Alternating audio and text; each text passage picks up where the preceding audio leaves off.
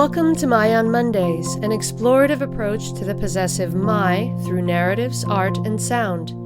Each Monday brings a new creation and unique perspective. My on Mondays is brought to you by MING Studios, a contemporary art space and international artist residency program dedicated to the exhibition, experience, and exploration of arts and culture.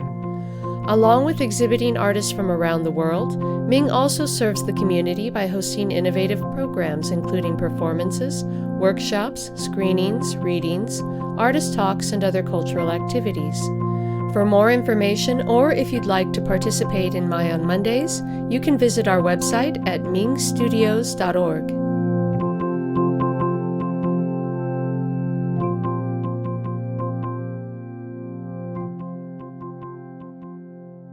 Hello and welcome to the 53rd episode of My on Mondays.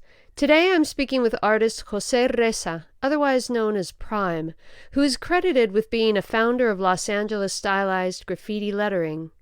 He gained international exposure when his work was featured in the book Spraycan Art, one of the earliest documentations of graffiti culture. He designed the cover for the Getty Research Institute's Liber Amicorum, the LA Book of Friendship, otherwise known as the Getty Graffiti Black Book, which is housed in the Getty's rare manuscript collection. Today, he's also well known for both his public installations as well as his contemporary canvas work.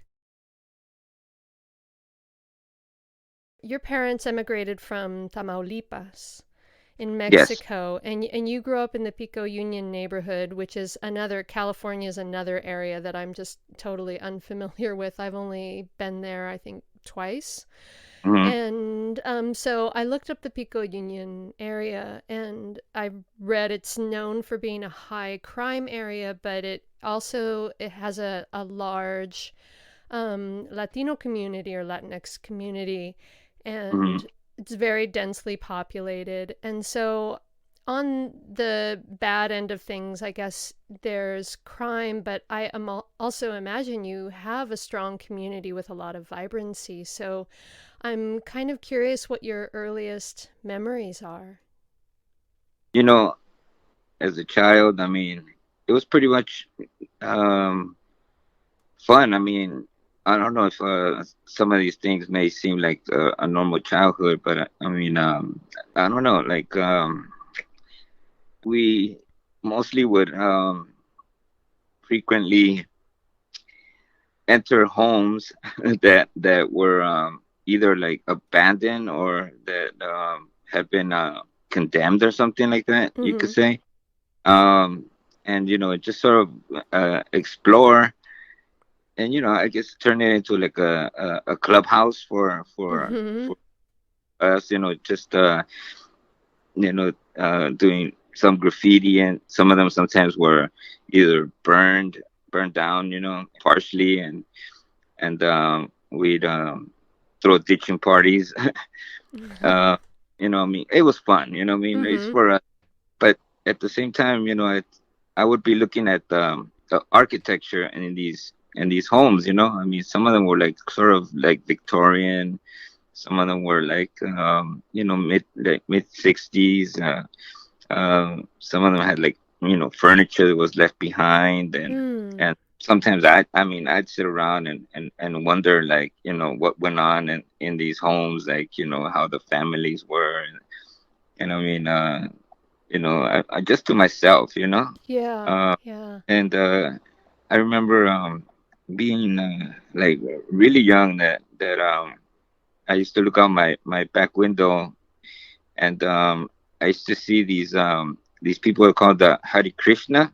Oh, yeah. That, like they Mm-hmm. would be all dressed like in orange, Mm-hmm. you know, walking down the street singing with their tambourines or whatever, and so then I would see another group of people coming in, and they would be more of like Chicano cholos, and cholas girls. And so I used to think that like everybody out there in the world was like a group, that everybody ran around in a group, and they all had like their style of dressing, and it was like Mm-hmm. it was just strange. I think back on that now, and it's like, wow, like what was it that enticed me to also maybe join something like that. You know what I mean? By that I mean there was a lot of graffiti in the parks or in the alleys, and I would mimic it. You know, I mean, Uh-huh. just the style of writing, and How old were and, you when you started doing um, this? I guess like maybe I guess like six or like seven maybe. You Wow, know, that early. Wow. Okay. yeah, because you know, I mean, I remember doing it with crayons, taking some markers from the schools like elementary, and it was just the thing to do, I guess, you know. Mm-hmm. And we'd get on the what that time that was called the RTD, which was the transit system. So we get on the bus, and I think it was back then for like 50 cents or something like that, and you know, take it like all the way to like where it ended, and then get off right there and just wonder like what neighborhood this is, and who we might bump into, and Sounds like you um had a lot of freedom. yeah, And yeah, and then and that in turn gives you a lot of space for your imagination as well, you know, and seeing so much.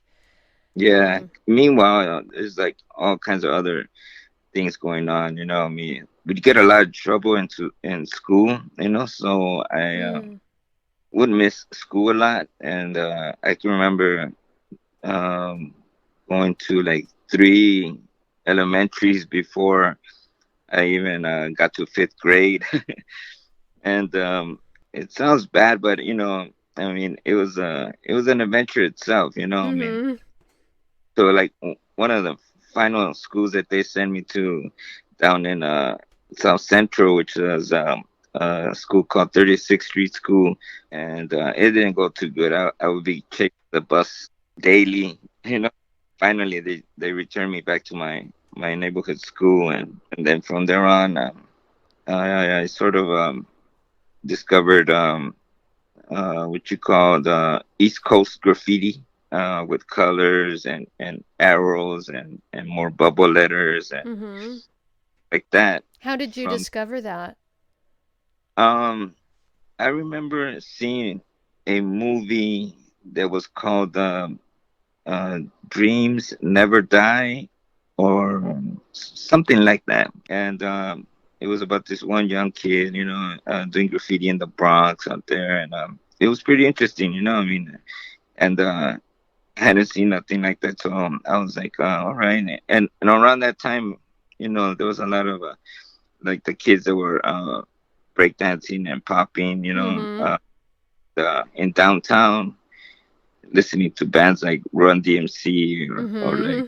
Grandmaster Flash, like stuff like that. It was just like a whole different type of living, you know what I mean? And I didn't get too much into breakdancing really because I had asthma.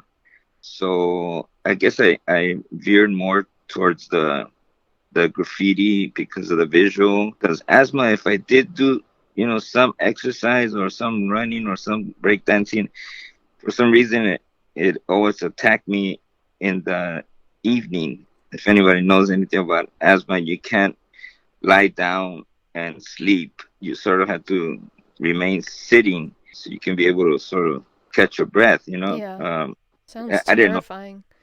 Yeah, I mean, so I'd have to spend during the night, you know, doodling or something, you know, just to maintain myself, you know. So, Okay. you know, So drawing for you was a coping mechanism along with just a yeah, fascination. Yeah. yeah, yeah. It was a coping mechanism that developed into more and more of me getting noticed for it, you know, So it during was peak. around what age were you when you started taking notice of the East Coast style? And I imagine you immediately sort of started mixing that with your own. I guess it would be like around 11 maybe. So super early you were doing Yeah, this. Okay. yeah, it was about 11. And then I look at other stuff like heavy metal bands, you know, like Ozzy Mm-hmm. Osbourne, Slayer, and I enjoy the lettering, the creative lettering, and I'd mimic that. I draw it for some other kids, like on their folders for school, or girls that would want their names in really fancy way with some of those outliner markers, silver Mm-hmm. mark outliner. And I look at video game graphics, Mm-hmm. like Pac-Man or Galaga or something like that. Mm-hmm.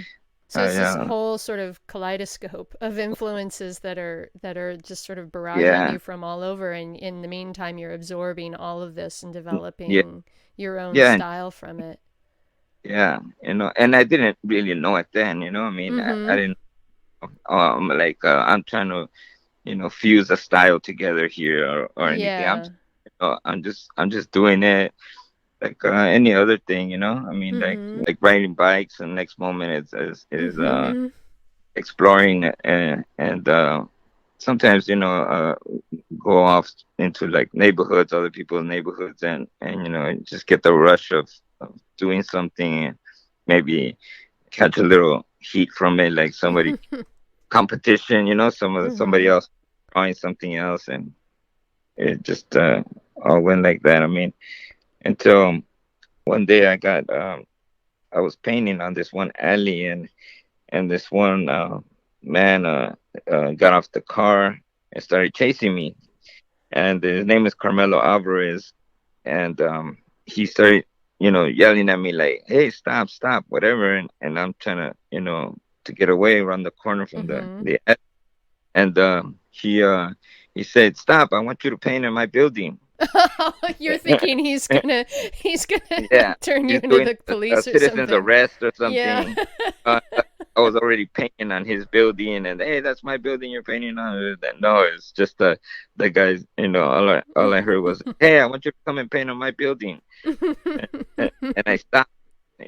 I stopped, and I kind of walked back slowly, like what did you just say? Because I want you to come and paint on my building. That what you were doing right now. And here, I'll give you my card. I have a place called the Radiotron, and it's a youth center by day, and by nighttime we throw after hour parties, Hmm. and a lot of this stuff is being shown there, and you should come by. How And old were you at this point? uh 12. And so I said, all right, and just kind of whatever, just put it in my pocket, and I said, well, all right, I mean, like and so yeah, I let it pass like about a week or something, and then I asked another friend of mine that was older, and he goes, yeah, let's go check it out, and so we went, and he just right away just welcomed me in, and started showing me some other kids that were dancing there, and some other kids that had painted there, and he just supported me on that. Mm-hmm. And I met a group of friends there that are still my friends today, and they all were also interested in doing graffiti, and it just kind of went from there, and so for a little bit, there was a lot of issues that went on with that building, the Radiotron. It was a condemned building, so the landlord really shouldn't have been renting it out to us, but Mm-hmm. the city came down on us, and they said, you guys can't be in here, and we're like, but where else where else do you want all these kids to go? I mean, like, Yeah. they don't really have another place to go except for the park, and that's full of gangsters and drug Mm-hmm. dealers, and at least here they can come, and it's a little safe haven, and at least it got closed down eventually, and the crowd of kids that were breakdancing or doing graffiti got left out into the streets, and Mm-hmm. some of them turned to drugs, gangs, and my crew, we had two of our members die in the first year, and that was it was like heartbreaking. I mean, Yeah. two young kids that could have been so much, and from there on it just kind of like spiraled down, So, what do you think? down. What do you think kept you from going down that same path? Well, it's not that I didn't go down that path. I did go down that path. Okay. I also got shot, but I survived. Yeah, I did read But that. I yeah, so and you nearly died from that. How old yeah, were you at that time? um, 17, 17. 17. Okay, yeah. And so I did read you had to learn to use your left hand, which Yeah, and so at this point you were really sort of refining your style. Am I correct about that? yeah, Okay. And so this was a major shift for you. yeah. But nevertheless, I mean, I thought of it as it's a muscle. Mhm. Um, I could if I could learn with my right, I can learn with my left. Yeah. Eventually, I did come back to my right arm and sort of kept painting with my left hand, just whenever Mhm. my right arm got tired. Mhm. And I'm curious. I know this would it changed your style sort of out of necessity, but they've done a bunch of research, and so we now know that, for example, if you have a child who is born left-handed and you force them to use their right hand, it causes changes in the yeah, brain. And uh, so aside from the artwork itself, the style changing, did you notice shifts in your own thinking? I imagine it would open up new ways of seeing things aside from yeah, just your style. yeah. I would say that yeah. I mean, besides the LSD and mushrooms we took, I mean, it did help in certain ways that I've never really sat down to analyze that. Mm-hmm. You know, just thought it was a progression, a natural progression. But Okay. there's certain ways that I may look at things a bit more like I don't want to say psychic, but sort of Hmm. like I can vision the images of when someone may be telling me something that they need. Somehow I knew instantly how something was gonna look. Hmm. And I Interesting. don't know if that was just you know normal thinking. I mean, but I think that's the one thing that I did notice that I sort of didn't have before. So somehow Um, like enhancing your intuitive sense. yeah, yeah, Okay. sort of, yeah. That's really Um, cool. Another thing, after being shot, the asthma went away. Huh. Huh. I don't know what it was, but I didn't have that much of asthma attacks at all anymore from Wow, the that's age. wild. But and then as it got way much more stronger with the therapy and everything. I eventually did paint a little bit with my right hand. But I never fully went back to it. So I picked up more of a tattoo machine and brushwork. And then when we did graffiti earlier, we used to steal these like different nozzles from different aerosol cans, Mm-hmm. like cleaners or I don't know, detergent or Okay. deodorant or Uh-huh. something. And so Because they would and give so you a different line or yeah, type of spray. yeah, a type of line Interesting. Okay. and a different type of speed. And so sometimes we even make some, cutting pieces of plastic into shaping something, Mm-hmm. and so I kind of used that frame of thought with brushes. I started to, maybe want to use a mop or something, Okay. using my girlfriend's extension hair for crystals. Wow. Okay. Um, That's you know, genius. you know, and it gave me these really long tapered brush strokes that Mm-hmm. were similar to like Japanese Mm-hmm. brushes. And yeah, so if the tool wasn't around and I wanted to do something, I sort of put the two together just for like whatever that project was that I was trying Yeah. to do and stuff. And I always thought it'd make a good conversation and keep people wondering how did I do that, And largely I was inspired also by seeing this one man that came into one of the classes one time, art classes in school, that he said, "We're not gonna paint with a brush today. We're gonna paint with a palette knife."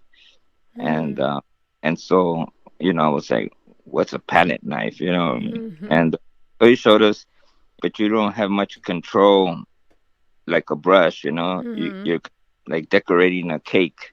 You get this really abstract image, but nevertheless you get the image. And so I was like, whoa, so I could pick up a twig, a branch, and paint with it. Yeah. I said, okay, well, all right, so maybe I could pick up a cigarette and dip the cigarette in paint or something. you know So you're uh constantly experimenting with things. yeah, Yeah. before I got shot I was like this big advocate for spray paint, that it's Mm-hmm. the tool of the future. Didn't much really look at the muralists that were painting with brushes. I was like, oh, that's cool, but spray paint's the shit. Like it's Mm-hmm. gonna be everywhere because it was still being developed and everything. Mm-hmm. And I was so much against it, sort of in a way Mm. with the because they used to get all the big jobs and the big murals around the city. Yeah. Yeah. Uh, we were just being arrested and Yeah. and whatever, because it was looked at as a vandalist Mm-hmm. tool it was mainly used for vandalism Yeah. and So you're yeah, coming from the underdog's perspective, yeah, and yeah, which really sort of shaped your way of thinking around the materials yeah, that you wanted to use. I'm yeah. curious, was there a pivotal moment for you when you sort of realized you wanted to pursue the arts as a career, or was it just more of a gradual progression? Uh, I think maybe I was looking towards it. I did get some sort of notoriety from it. Mm-hmm. Got self-esteem from it, and we'd get these jobs, sometimes, and we get paid. And it was like, all right, yeah, this is cool. Mm-hmm. We paid several $100s at that time. It was like, cool. This is easy. This is easy money. I mean, but I looked at the established artists at that time as so far away. Like so far from me to touch, and even coming with this different medium, they weren't using or even had any really knowledge of it. I mean, they were just probably doing stenciling, Mm-hmm.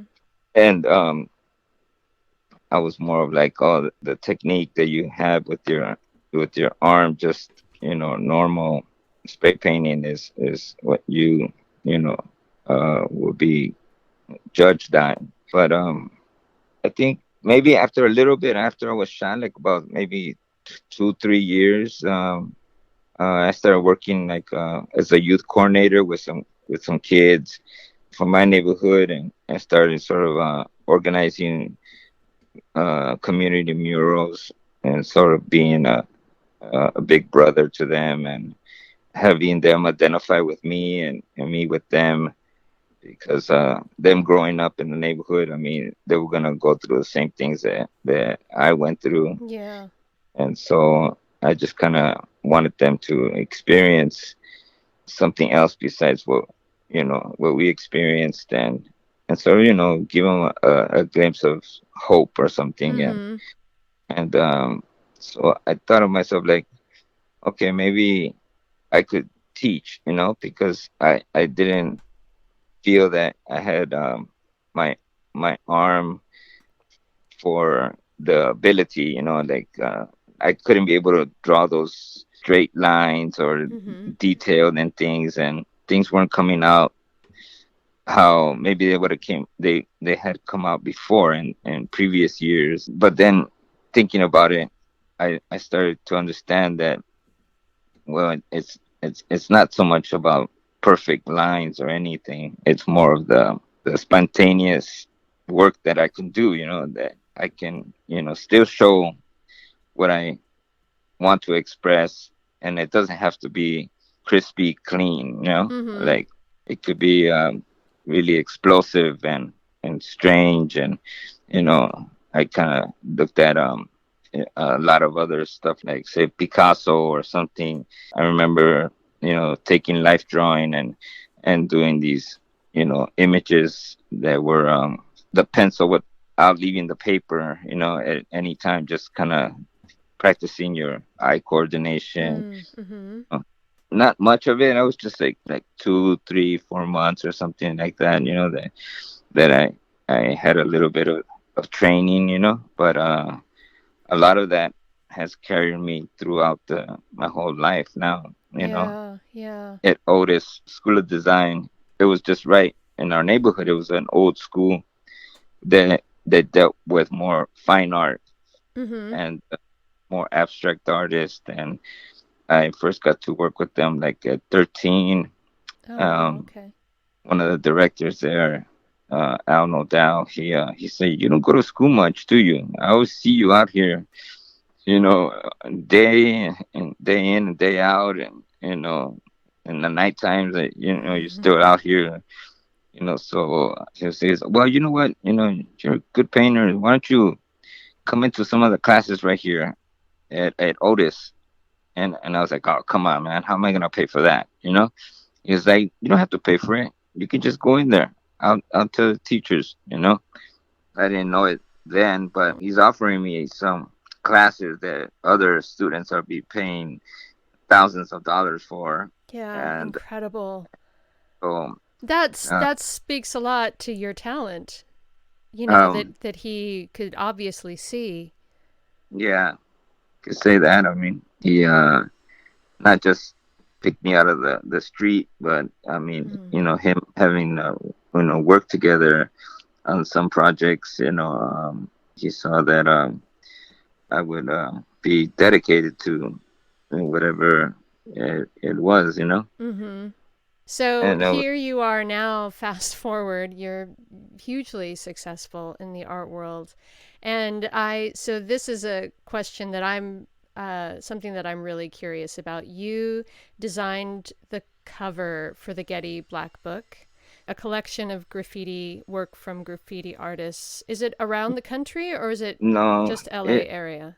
yeah, it's just LA area. That story is kind of interesting, because a friend of mine by the name of Sweeney, Ed, there it is, Ed Sweeney, and he developed a meeting with Marshall Reed, who is head director of the Getty Research Institute, and he had brought over some books because he said that he was wondering if any of these books were being looked at on this phenomena of graffiti taking place. And so she looked through all these books, several of them, and she picked one book.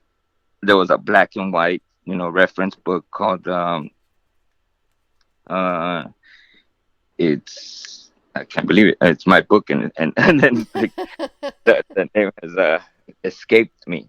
Nevertheless, so this book was largely, for lack of a better word, gang writing, basically gang lettering Mm-hmm. uh, that's used here in Los Angeles. We just sort of did some alphabets in it, and a little bit of like roll calls of names and styles. Okay. So it's sort She of said, almost like an encyclopedia of different yeah, styles of yeah, lettering and the people they yeah, come from. a very Okay. low graded encyclopedia. So then she said, also, these young men? He was like, yeah, I know them personally. Could you have them come by here to research institute, and we like to show them some of our books that we have.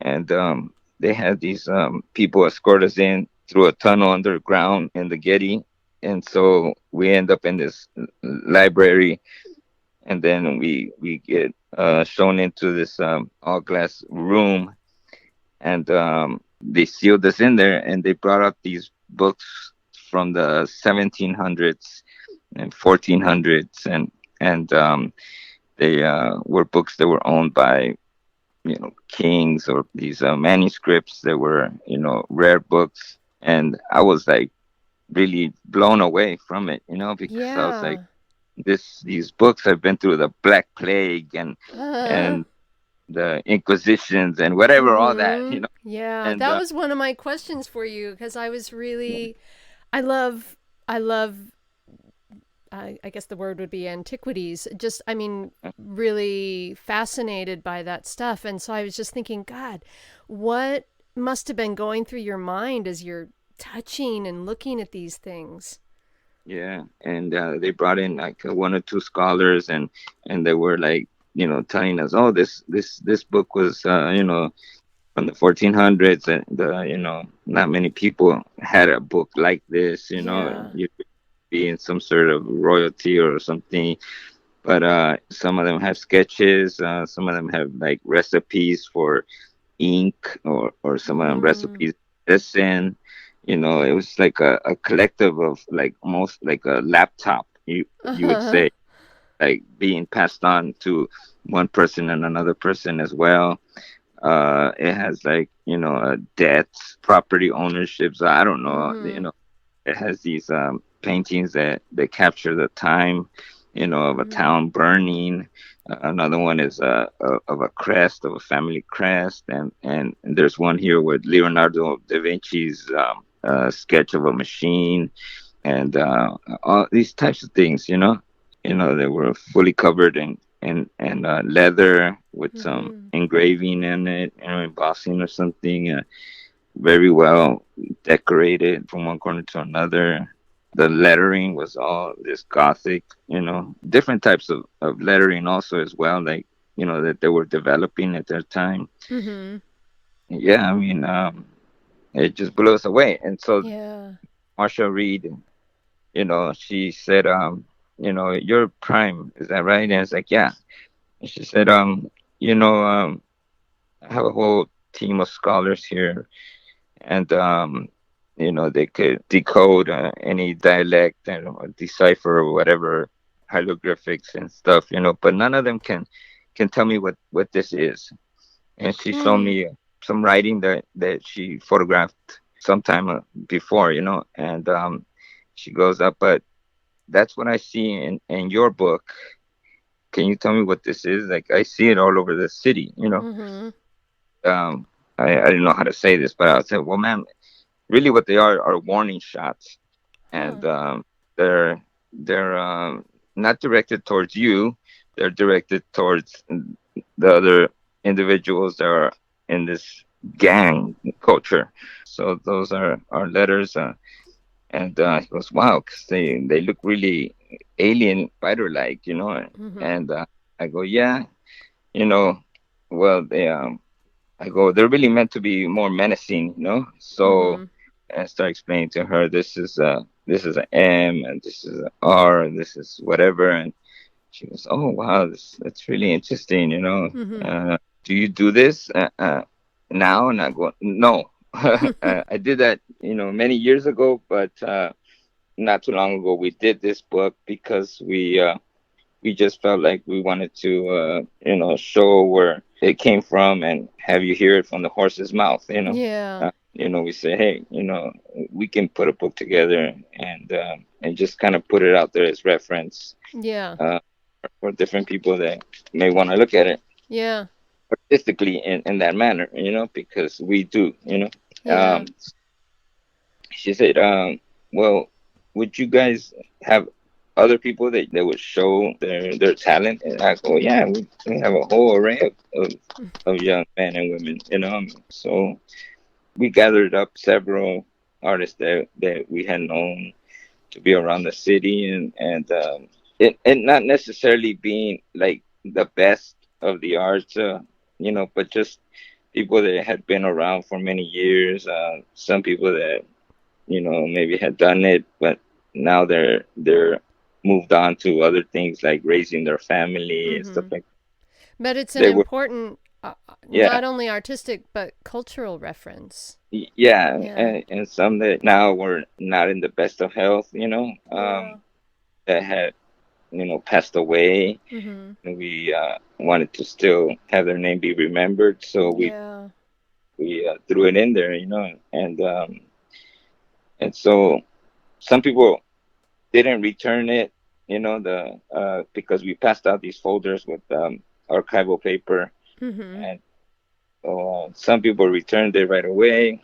It stayed open for like 2 years time or something, so Okay. they able to collect Yeah. as from everybody that they could, and we told them this is for the Getty Museum, the Getty Research Mm-hmm. Institute, and it's going to go in archives with artists, masters Mm-hmm. that are from as old as time as they can be able to have been found. I Yeah, mean, that's so cool. so Mm-hmm. take it in consideration that it'll be locked away, so that when they look Mm-hmm. back 21st century, what was happening, they're gonna look back and see this book, and they'll say, "Oh, okay, this is what these guys were doing," or just how like we looked at these books from the 1400s. So, Mm-hmm. That's so uh, cool. your great great great great grandchildren will so do something good, Yeah, yeah. So this is one of the many, many projects you've been involved in now, and Yeah, aside from exhibiting your work and solo shows, yeah. I'm curious what you're most excited about right now in the graffiti art world or in the art world in general. Mm, I would say I'm most excited right now with some of my it's a certain series that I'm working on, Okay. uh, and they consist of these cement carvings. There are Cement that carvings? cement carvings, Oh, yes. okay. So graffiti is a natural instinct that we all possess, Uh huh. that we all feel like we must leave our mark on this planet somehow, and Yeah. express that we exist and we existed at one time, or we want to profess our love. And so one of the first things that I saw when I was really young and allowed to venture out into the streets was a cement carving, and I didn't know what it was then. I didn't know it was letters. I just saw it had this really kind of cool shape and size, and it was permanently there, and Mm-hmm. then I remember going to the Man's Chinese Theater and seeing all the movie stars like Marilyn Monroe and whatever, just with their big, signatures and their hands, and then from there I was mesmerized by the longevity of it. Mm-hmm. So Yeah. I kept sort of a little collection, photographs collections of certain cement carvings around the city, in all parts of the city.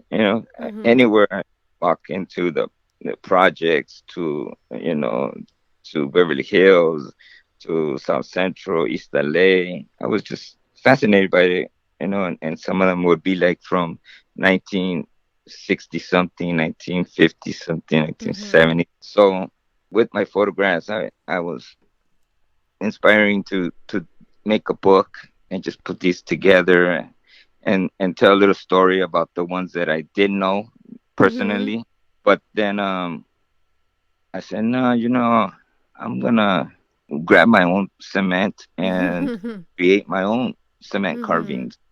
Um, make them about as realistic as I can and commemorate some of my fallen friends. Mm-hmm. But you know, have it be there because the city has been renovating the whole town. So little by little, some of these cement carvings have been, uh, ripped off the floor. They're not looking at them, I mean, not unless they're in the mass Chinese theater, they're not touching them. But if they're out here, they're looked at as vandalism. And so a lot of them have been, disappearing little by little. Yeah. So I just wanted to sort of show that and bring some light to it. Recently, I had a show here in Chinatown, and I had one encased in a glass case. And somebody said, "How was Prime able to get that slab of cement from the floor into this glass case?" Like, and which was cool because I was like, "All right, I mean, it actually looked pretty believable." Yeah. That was the one highlight of that. And then the show, really, in reality, some people that were really looking at the art, but the majority of the public was sort of, it kind of like flew over their heads. Yeah. They just maybe overlooked it, or just kind of are too used to seeing it, and didn't really stop to consider it to be my art piece. They just thought it was like me taking something like a sign from somewhere and preserving it. But yeah. and So this is a whole an exploration, yet another exploration of yours into a whole history of something, and yeah, and the cultural significance, the sentimental significance. I don't know. I don't know where it's gonna take me, but it certainly got me a lot of people that I wanted their attention, so they did compliment me on it. And the people who understood what you were trying to do. Yeah, it was a very simple thing. I mean, very simple, the style of the writing, and that's what I wanted. Yeah. I mean, hopefully I won't drop it and crack it, but but then it'd probably be even worth more if I put it back together. Yeah. Yeah, I remember hearing from some artist friend years and years ago about a friend who was about to do an exhibition, and he was going through a divorce, and his soon-to-be ex-wife slashed all of his paintings that he was just about to put up on exhibition. And he was just devastated. He was so upset, and the whole time she was trying to convince him, you should just exhibit them like this. Slashed. Yeah. No, I have a friend that did do that, and then had his mother sew them back up. Oh, so the same thing happened? Someone slashed his paintings? Well, he slashed them himself. Oh, okay. By hand. Was this something that he did intentionally as part of his process, or was he frustrated and No, he was frustrated, and that's great. He's a bit of a character. Yeah. And so he did that, and then his mom came in and she said, "You know what? I could probably sew them back, And that's great. She did, and they sold for even more. Yeah. Yeah. Fantastic. Yeah. Wow. Well, I'm really grateful that you took the time to speak with me today. It's really been a pleasure. My pleasure. Yeah. As well. Thank you so much. Yeah. Okay. Bye-bye. Bye-bye.